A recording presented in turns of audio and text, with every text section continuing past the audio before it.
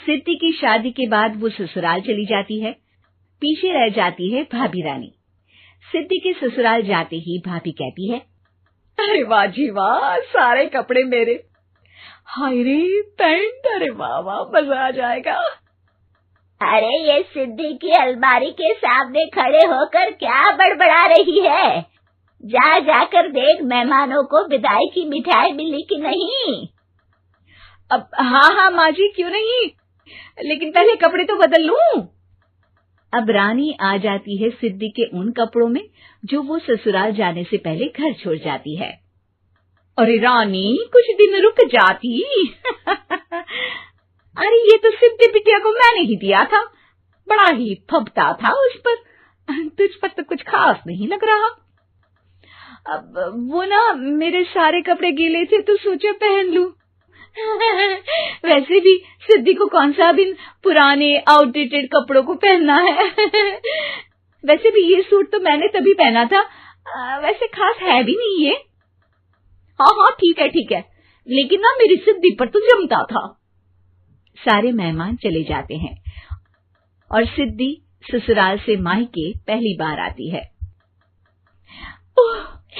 अपना घर, अपना कमरा, अपनी अलमारी। ये बोलकर जैसे ही सिद्धि अलमारी खोलती है तो सामने उसके कपड़ों की जगह कुछ और ही रखा होता है। माँ, जरा कमरे में तो आना। सास और रानी वहां पहुंच जाते हैं। रानी ने पहनी होती है सिद्धि की जींस और टी शर्ट। अरे भाभी, ये क्या? ये तो मेरी बड़ी ही महंगी टी शर्ट है, इसे आपने घर में क्यों पहनी है? अरे बहुत मिलती है दीदी ये चौक की मार्केट में, 150 में। ओ भाभी प्लीज, ये एरोपोस्टल है, 2000 की एक टी शर्ट। ओहो, 2000 में तो दीदी 4 साड़ी आ जाए। अब क्या बोलूं? भाभी, ये मेरी अलमारी में छोटू के कपड़े, तो मेरे कपड़े कहाँ हैं? मेरी अलमारी में? अब दीदी आपको कौन से पुराने कपड़े पहनने थे? माना भाभी, लेकिन मैं जब घर आती तो यही सब पहनती ना। अरे तुम तो बड़ी कंजूस हो दीदी। खैर, वक्त आता है जब सिद्धि ससुराल के लिए रवाना हो रही होती है। अरे रानी, अंदर से सिद्धि का गिफ्ट ले आ, लड़की पहली बार ससुराल से मायके आई है। रानी अंदर जाती है और एक सिंपल सी साड़ी लेकर बाहर आ जाती है। ये लीजिए माँ जी। सास बेटी को गिफ्ट देकर ससुराल भेजती है। अगले दिन रानी एक सुंदर सी साड़ी पहनकर सामने आती है। अरे रानी, ये तो वो साड़ी है जो मैंने सिद्धि को देने के लिए दी थी जब वो ससुराल ले जाती, लेकिन ये तूने कैसे पहन ली? अरे माँ जी, ये साड़ी तो मुझे बहुत पहले से ही पसंद थी, लेकिन चिंता ना करिए, मैंने सिद्धि के लिए भी अच्छी सी साड़ी दी है। हाँ। तभी सिद्धि का फोन आता है। क्या माँ, कुछ अच्छा तो दिया होता ससुराल ले जाने के लिए। अरे पहले दिखा दिया होता। ये चमकते हुए पैकेट में नौकरानी वाली साड़ी मत दिया करो माँ। अरे बेटे, वो तेरी भाभी ने ना गलती से उससे पैकेट बदल गया। हाँ, मैं कल ही तेरे भाई के हाथ से तेरा वाला पैकेट भेज दूंगी। अरे रहने दो माँ, आई एम श्योर भाभी ने अभी वही साड़ी पहनी होगी जो तुमने मेरे लिए रखी थी। तुम तो समझ नहीं पाई उनको।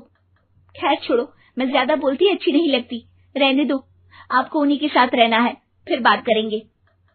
सास को रानी पर गुस्सा आ जाता है। वो उसके कमरे में जाती है जहाँ वो शादी का एल्बम देख रही होती है। रानी, मार्केट जाकर एक ऐसी ही साड़ी लेकर आ, कल प्रतीक जाकर सिद्धि के घर दे आएगा।